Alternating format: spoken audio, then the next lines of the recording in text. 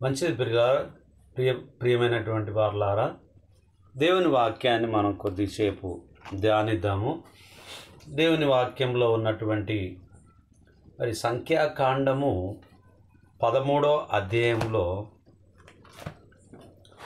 చెప్పబడుతున్న కొన్ని విషయాలను మనము జ్ఞాపకం చేసుకుందాము. సంఖ్యాకాండము 13వ అధ్యాయము మొదటి నుంచి 3 వచనాలు చదువుకొని మనము పాఠంలోకి వెళ్దాం. మొదటి నుంచి 3 వచనాలు. యెహోవా మోషేకు ఇలాగున సెలవిచ్చెను, నేను ఇశ్రాయేలీయులకు ఇచ్చుచున్న కానాను దేశమును సంచరించి చూచుటకు నీవు మనుషులను పంపుము. వారి పితరుల గోత్రములలో ఒక్కొక్క దాని నుండి ఒక్కొక్క మనుషుని మీరు పంపవలెను. వారిలో ప్రతివాడు ప్రధానుడై ఉండవలెను. మోషే యెహోవా మాట విని ఫారాను అరణ్యము నుండి వారిని పంపెను. వారందరూ ఇశ్రాయేలీలలో ముఖ్యులు.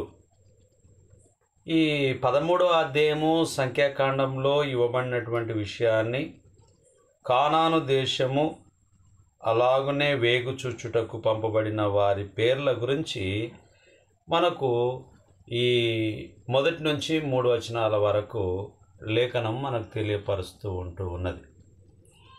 మరి దేవుడు చెప్పినటువంటి మాటను మరి కానాను దేశముకు మరి వేగు చూచుటకు పంపబడడానికి దేవుని యొక్క ప్రణాళిక అయి ఉంటూ ఉన్నది. ఈ ప్రణాళికలో ఉన్నటువంటి పాఠము మనకేం నేర్పించబోతుంది? ఈ రాత్రి కాలమందు ధ్యానం చేద్దాం ప్రియులారా. కొద్ది సమయము ప్రాముఖ్యమైనటువంటి వచనాలను మనము ఆలోచన చేద్దాం. ద్వితీయోపదేశ కాండము 20 మొదటి అధ్యాయము 22-23 వచనాన్ని మనం చూద్దాం. ద్వితీయోపదేశ కాండము మొదటి అధ్యాయము 22-23 వచనాన్ని మనం ఆలోచన చేద్దాం. 22-23. అప్పుడు మీరందరూ నా యొద్దకు వచ్చి, మనకంటే ముందుగా మనుషులను పంపుదాము.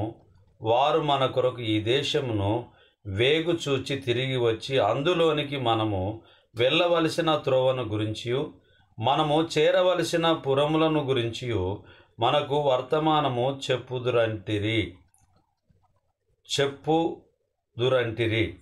ఆ మాట మంచిదనుకొని నేను గోత్రం ఒక్కటికి ఒక మనుషుని చొప్పున 12 మనుషులను పిలిపించి తిని. ఈ 22-23లో కూడా మనం ఆలోచన చేసినప్పుడు పంపబడుట గురించి మరి దేవుని మాటకు లోబడేటటువంటి విషయాన్ని ఈ లేఖనం మనకు తెలియపరుస్తుంది. అలాగనే ద్వితీయోపదేశ కాండం 22వ అధ్యాయము 20వ వచనాన్ని నుంచి 22 వరకు మనము ముందుకు సాగుదాం. అయితే ఆ మాట నిజమైన ఎడల, అనగా ఆ చిన్నదాని యందు కన్యక లక్షణములు కనబడని ఎడల, వారు ఆమె తండ్రి ఇంటి యొద్దకు ఆ చిన్నదానిని తీసుకొని రావలెను. అప్పుడు ఆమె ఊరి వారు ఆమెను రాళ్లతో చావగొట్టవలెను. ఏలయనగా ఆమె తన తండ్రి ఇంట వ్యభిచరించి ఇశ్రాయేలీలలో దుష్కార్యము చేసెను.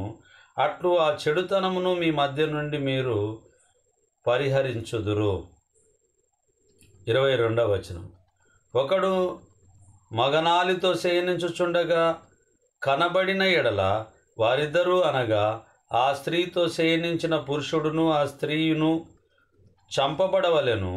అట్లు ఆ చెడుతనమును ఇశ్రాయేలీలలో నుండి పరిహరించుదురు. ఈ లేఖనము ద్వితీయోపదేశ కాండము మనకు గుర్తు చేస్తున్నటువంటి మాట ఏమిటి అని అంటే, వ్యభిచారాన్ని మానుకోమని చెప్పి తెలియపరుస్తుంది. కుమార్తె అయినప్పటికీ, స్త్రీ అయినప్పటికీ, పురుషుడైనప్పటికీ మరి వాళ్ళను పాపనేమో రాళ్లతో కొట్టి చంపమని చెప్తుంది, మరొక దగ్గరనేమో చంపమని చెప్తూ ఉన్నది. ధర్మశాస్త్ర పద్ధతి ప్రకారంగా ఇశ్రాయేలీలకు నియమింపజేసినటువంటి నిబంధనలై ఉంటూ ఉన్నాయి. చెప్పిన దాన్ని చేయడము దేవుని చిత్తం. మరి యోధులతో పోరాడుట గురించి, మరి ఈ యొక్క కానాను దేశంను సంచరించుట యొక్క మూలం గురించి మనం చూస్తూ ఉన్నాం. ఇప్పుడు సంఖ్యాకాండం 13వ అధ్యాయము 25వ వచనము మరియు 25 నుంచి మరి కొన్ని వచనాలు మనం చూద్దాం. 25వ అధ్యాయము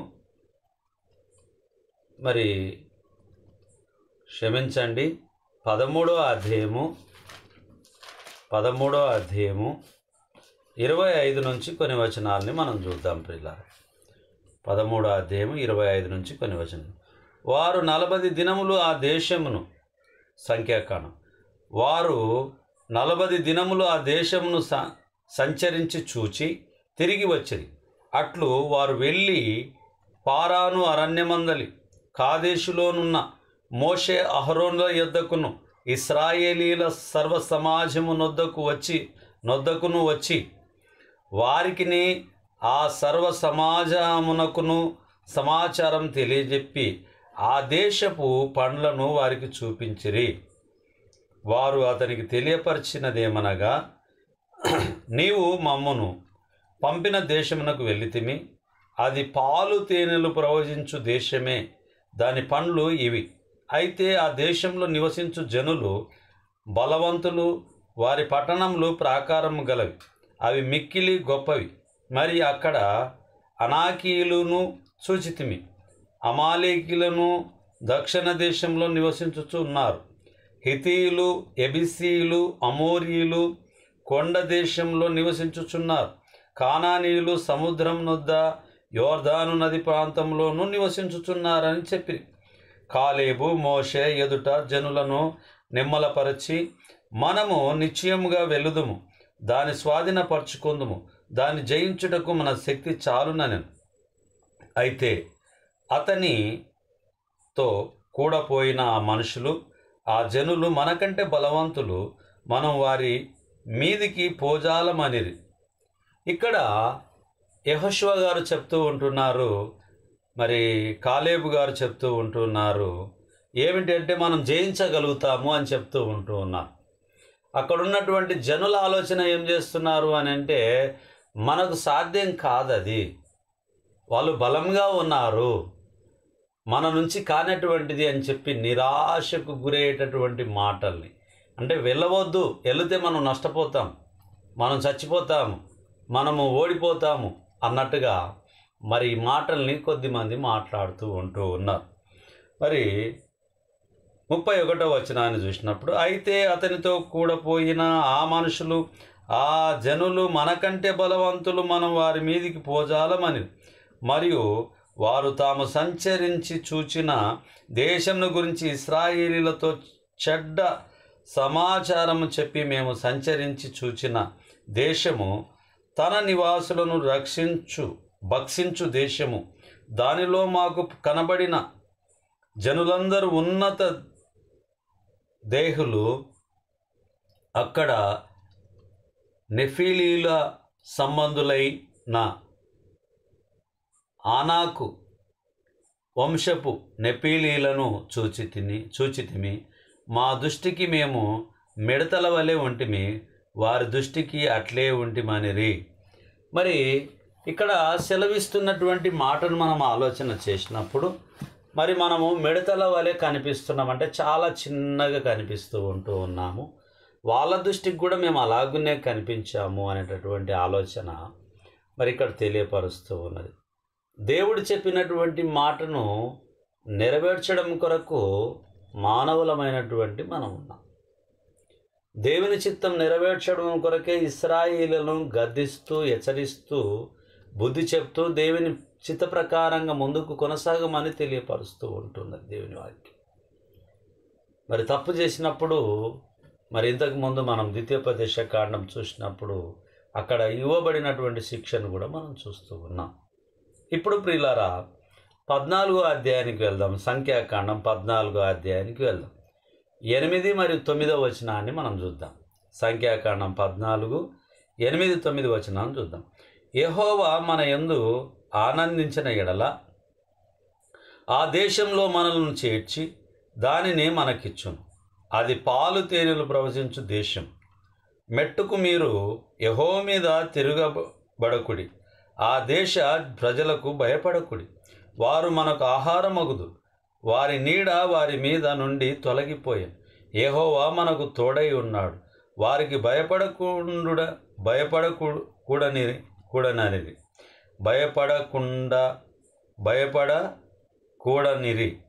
ఆ సర్వ సమాజం వారిని రాళ్లతో కొట్టి చంపవలెననగా ప్రత్యక్షపు గుడారంలో యెహోవా మహిమ ఇశ్రాయేలీలకందరికీ కనబడెను.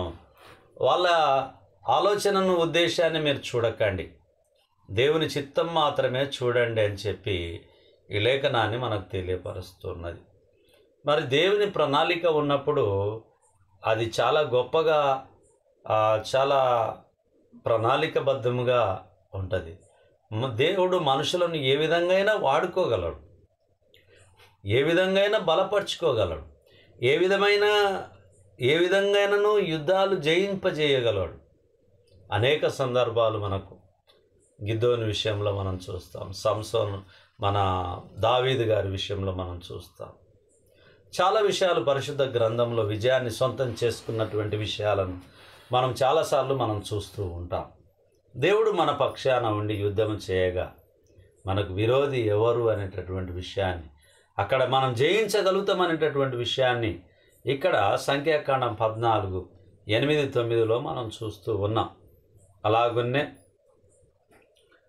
13వ అధ్యాయము 33వ వచనాన్ని మళ్ళీ ఒకసారి చదువుతాం. అక్కడ నెఫోలీయుల సంబంధులైన ఆనాకు వంశపు నెఫోలీయులను చూచితిమి, మా దృష్టికి మేము మిడతల వలె ఉంటిమి, వారి దృష్టికి అట్లే ఉంటిమనిరి. అంటే ఆలోచన విధానంలో చాలా వ్యత్యాసాలు,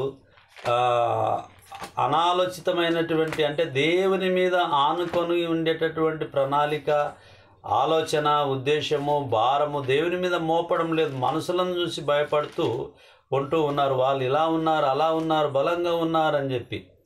అయితే మనకు ఫిలిప్పీ పత్రికలో ఒక బలమైనటువంటి మాటను మనకు గుర్తు చేస్తూ ఉన్నది. 4వ అధ్యాయము 13వ వచనాన్ని మనం ఆలోచన చేద్దాం. నన్ను బలపరచువాని యందే నేను సమస్తమును చేయగలను.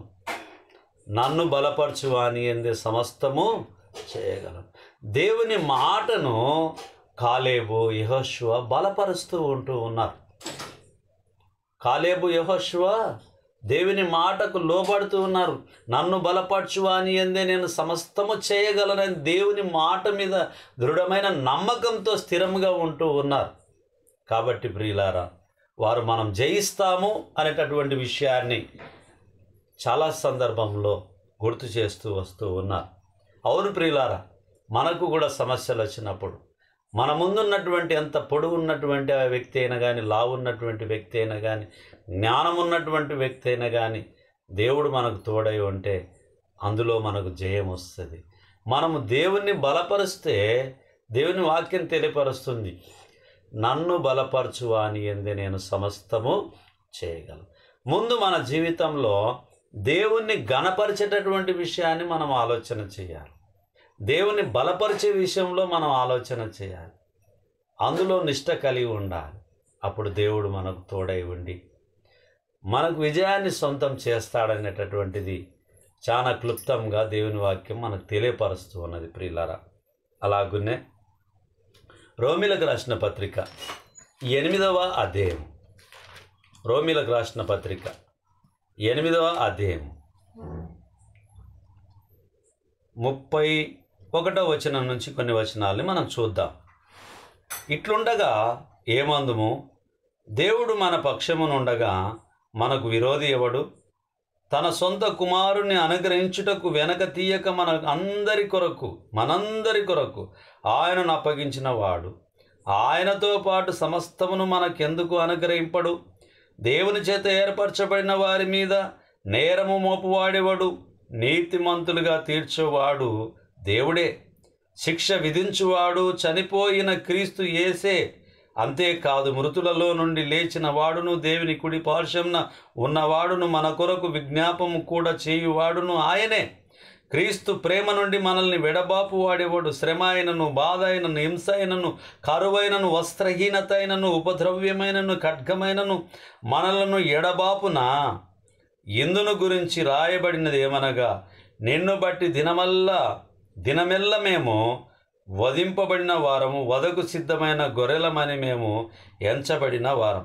అయినను మనలను ప్రేమించిన వాని ద్వారా మనము వీటి అన్నిటిలో అత్యధిక విజయం పొందుచున్నాం.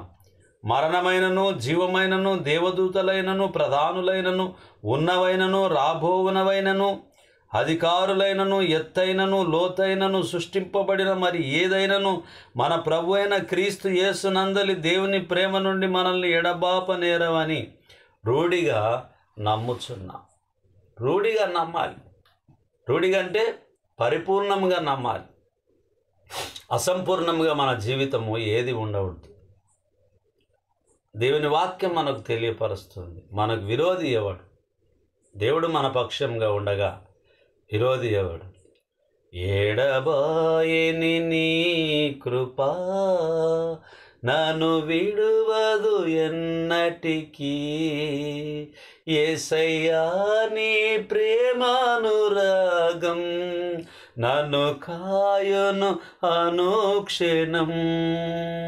యేసయ్యా నీ ప్రేమానురాగం నన్ను కాయును అనుక్షణం. ఎడబాయని నీ కృపా. అవును ప్రియులారా, దేవుని కృప మనకుండగా మరి ఏది కూడా మనకు అసాధ్యమైనది కాదు అని చెప్పి దేవుని వాక్యము మనకు తేటగా గుర్తు చేస్తూ ఉంది. ద్వితీయోపదేశ కాండము 8వ అధ్యాయము మొదటి 2 వచనాలని మనం చూద్దాం. ద్వితీయోపదేశ కాండం 8వ అధ్యాయం మొదటి 2 వచనం. మీరు బ్రతికి అభివృద్ధి నొంది యెహోవా మీ పితరులతో ప్రమాణము చేసిన దేశమునకు పోయి దాన్ని స్వాధీనపరచుకున్నట్లు నేడు నేను నీకు ఆజ్ఞాపించిన ఆజ్ఞలన్నిటినీ అనుసరించి నడుచుకొనవలెను. మరియు నీవు ఆయన ఆజ్ఞలను గైకొందువో లేదో నిన్ను శోధించి నీ హృదయంలోనున్నది తెలుసుకొనుటకు నిన్ను అనస్సు నిమిత్తమును అరణ్యంలో ఈ 40 సంవత్సరములు నీ దేవుడైన యెహోవా నిన్ను నడిపించిన మార్గమంతటిని జ్ఞాపకం చేసుకొను. మరి మన హృదయాన్ని పరిశీలన చేయడానికి 40 సంవత్సరములు నడిపించిన దేవుడై ఉంటూ ఉన్నాడు. అవును ప్రియులారా, దేవుని చిత్తాన్ని మనం ఎప్పుడైతే బలపరచాలనుకుంటామో అప్పుడు దేవుని చిత్తం మన యందు నెరవేర్చబడుతుంది. ఒకవేళ నా అంతకు నేను, నీ అంతకు నీవు, ఎవరంతకు వాళ్ళు ఈ వ్యక్తిగతమైన ఆలోచనలు చేయడం వల్ల అది దేవుని ఆజ్ఞలు గైకొన్నట్టు కాదు, దేవుని చిత్తం నెరవేర్చినట్టు అసలు కాదు ప్రియులారా. కాబట్టి మన జీవితం దేవుని ఆధీనంలో ఉంది. మనల్ని పరిశీలన చేయగలిగినటువంటి సామర్థ్యం దేవుని ఆధీనంలో ఉన్నది. దేవుని చిత్తం నడువంటే నడవాలి, కూర్చో అంటే కూర్చోవాలి, నిలబడంటే నిలబడాలి. అవును ప్రియులారా, రేపేం సంభవించినా మనకు తెలియదు. కొంతసేపు కనబడి అంతలో మాయమైపోయే ఆవిరి వంటి వాళ్ళం. ఇప్పుడే మన సమయం, ఇప్పుడే మన సమయం, ఇదే మన సమయం. మళ్ళీ ఏదైనా వాయిదాలు వేసుకోవడం సరిపోదు ప్రియుడా, సరిపోదు ప్రియమైన సహోదరి సహోదరుడా. మన జీవితం దేవుని ఆజ్ఞల్ని నెరవేర్చడం కొరకే ఈ లోకంలో మానవులుగా మనమందరం ఉన్నామనేటటువంటిది జ్ఞాపకం ఉంచుకోవాల్సిందిగా ప్రభునామన మనవి చేస్తున్నాం. వెళ్ళండి అన్నప్పుడు వెళ్ళాల్సిందే, అంతే ప్రియులా. దేవుని మీద భారం వేసి వెళ్ళాల్సిందే. అలాగునే కీర్తనలు 95వ కీర్తన 10వ చరణాన్ని చూద్దాం. కీర్తనలు 95 10వ చరణాన్ని మనం చూద్దాం.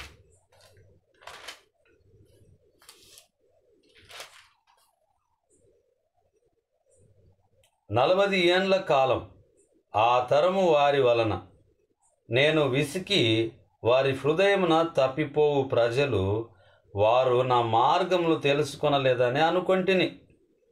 దేవుడు అనుకుంటున్నాడు, ఈ ప్రజలు నన్ను తెలుసుకోవడం లేదు, నాకు లోబడడం లేదు, నన్ను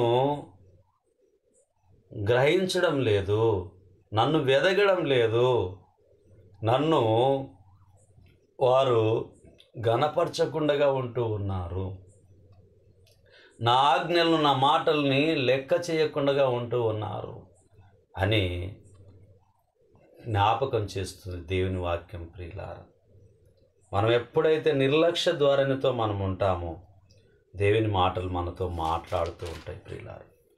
కాబట్టి 106వ కీర్తన 24 నుంచి కొన్ని వచనాల్ని మనం చూద్దాం.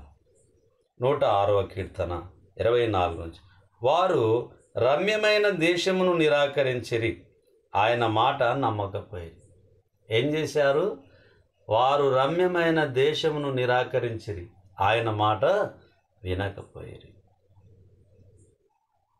అప్పుడు అరణ్యంలో వారిని కూల చేయుటకును, అన్యజనులలో వారి సంతానమును కూల్చుటకును, దేశంలో వారిని చెదరగొట్టుటకును ఆయన వారి మీద చెయ్యి ఎత్తెను. మరియు వారు, చూడండి ప్రియమైనటువంటి వారులారా, మాట వినకపోతే దేవుడు మనకు ఏ శిక్షలు వేస్తాడు, ఎలా చెదరగొడతాడో దేవుని వాక్యము మనకు తెలియపరుస్తూ ఉంటున్నది. వినకపోతే చాలా కష్టము అనేటటువంటి దేవుని మాటలు మనకు తెలియపరుస్తూ ఉన్నది. అవును ప్రియులారా, చాలాసార్లు మనం విన్నట్లనే ఉంటాం, వినకుండా ఉంటాం, విన్నట్లే ఉంటాం, వినకుండానే ఉంటాం. మరి పడుకున్న వాడినైనా లేపొచ్చని కానీ నిద్రపోయినట్టుగా నటించేవాడిని లేపజాలం. కాబట్టి దేవుని వాక్యం తెలియపరుస్తుంది, వాళ్ళు మంచి ప్రదేశాన్ని, మంచి దేశాన్ని వదులుకున్నారు అనేటటువంటి విషయాన్ని లేఖనము గుర్తు చేస్తూ ఉన్నది. ఆమోసు గ్రంథము 2వ అధ్యాయము మరి 10వ వచనంలో మనకేం తెలియబడిచిందో చూద్దాం. మరియు ఐగుప్తు దేశంలో నుండి మిమ్మును రప్పించి అమోరీల దేశమును మీకు స్వాధీనపరచవలెనని 40 సంవత్సరములు అరణ్యమందు మిమ్మును నడిపించి తిని కదా. అవును ప్రియులారా, అరణ్యమందు 40 సంవత్సరములు నడిపించినప్పటికీ ఇంకా బుద్ధి జ్ఞానములు రాలేకపోయింది, మర్చిపోతూ ఉంటున్నారు. మరి మన జీవితంలో కూడా మనం ఎన్నో సంవత్సరములు ఈ భూమి మీద బతుకుతూ ఉన్నప్పటికి కూడా దేవుని మాటలు, దేవుని ఆజ్ఞలకు లోబడకుండా ఎన్ని సంవత్సరాలు నిర్లక్ష్యం చేసుకుంటున్నామో మనల్ని మనం పరిశీలన చేసుకుందాం ప్రియులారా. ఈ రాత్రి కాలమందు ఆనాడు 40 సంవత్సరములు నడిపించినప్పటికీ కూడా వాళ్ళు గైకొనలేకపోతున్నారని బాధపడుతూ ఉంది దేవుని వాక్యం ప్రియులారా. మరి మనల్ని గురించి కూడా దేవుడు ఏమని బాధపడుతూ ఉన్నాడు? ఆ బాధల నుంచి మనం విముక్తి కలుగుతూ ఉంటున్నామా? పాప విమోచన కలుగుతూ ఉంటున్నామా? పాపాన్ని ఒప్పుకుంటూ ఉన్నామా? దేవుని చిత్తాన్ని జరిగిస్తూ ఉన్నామా? నన్ను బలపరచు అని ఏందే నేను సమస్తము చేయగలనని చెప్పినటువంటి మాటను నిశ్చయముగా నమ్ముతూ ఉంటూ ఉన్నామా? దేవుని గణపరుస్తూ ఉంటున్నామా? మనల్ని మనం ఈ రాత్రి కాలమందు పరిశీలన చేసుకుందాం ప్రియులారా. ఆమోసు గ్రంథంలో చెప్తూ ఉంది, ఎందుకంటే వారి 40 సంవత్సరాలు నడిపించారని చెప్పి, అయినను వారికి అర్థం కావడం లేదనేటటువంటి విషయాన్ని మనం చూస్తూ ఉంది. అలాగనే 5వ అధ్యాయాన్ని కూడా మనం చూద్దాము. 5వ అధ్యాయం, ఆమోసు 5వ అధ్యాయము 25వ వచనం, ఇశ్రాయేలీలారా, అరణ్యమందు 40 సంవత్సరములు మీరు బలులను నైవేద్యములను నాకు అర్పించితిరా? అప్పుడు ఏమి కూడా నేను ఆశించలేదు కదా, నేను బలిని కోరలేదు, ఏమి కోరలేదు, 40 సంవత్సరంలో నేను ఏమి కోరలేదు కదా. మీ మనసు దేవుని చిత్తం జరిగించడంలో ఎందుకు విఫలమవుతూ ఉంటున్నారు? ఎందుకు దేవుని మీద మీరు దృఢమైన సంకల్పం, నమ్మకం కలిగి ఉండలేరు అనేటటువంటిది దేవుని వాక్యం మనకు తెలియపరుస్తూ ఉన్నది. చెప్పిన మాట వినండి అని చెప్పి దేవుని వాక్యం తెలియపరుస్తూ ఉన్నది. కొరింథీయులకు రాసిన మొదటి పత్రిక 10వ అధ్యాయము మొదటి నుంచి కొన్ని వచనాలని మనము జ్ఞాపకం చేసుకుందాం. కొరింథీయులకు రాసిన మొదటి పత్రిక 10వ అధ్యాయము మొదటి నుంచి కొన్ని వచనాలని మనం ఆలోచన చేద్దాం. సహోదరులారా, ఈ సంగతి మీకు తెలియకుండా నాకిష్టం లేదు. అదేదనగా మన పితరులందరూ మేఘము క్రింద నుండిరి, వారందరూ సముద్రంలో నడిచిపోయిరి. అందరూ మోషేను బట్టి మేఘంలోను సముద్రంలోను బాప్తిస్మం పొందిరి. అందరూ ఆత్మ సంబంధమైన ఒకే ఆహారమును భుజించిరి. అందరూ ఆత్మ సంబంధమైన ఒకే పానీయమును పానము చేసిరి. ఏలయనగా తమ్మును ఎంబడించిన ఆత్మ సంబంధమైన బండలోనిది త్రాగిరి. ఆ బండ క్రీస్తే. అయితే వారిలో ఎక్కువ మంది దేవునికి ఇష్టలుగా ఉండకపోయిరి గనక అరణ్యంలో సంహరింపబడిరి. ఎవరమైతే దేవునికి ఇష్టలుగా మనం ఉండలేకపోతేమో అరణ్యంలో సంహరింపబడిరి. మనం ఇక్కడ కూడా సంహరింపబడతాం. దేవుని చిత్తం, దేవుడిచ్చిన ప్రాణం, దేవుని చిత్తమైనది ఆయన చేతిలో ఉన్నది. దీపం మన దీపం ఆయన చేతిలో ఉన్నది. ఆయన ఊదిండంటే అయిపోతుంది, లేదా పిలిచిండంటే అయిపోతుంది, లేదా ముగింపు అని అంటే ముగించిపోతుంది. అంతే ప్రియులారా.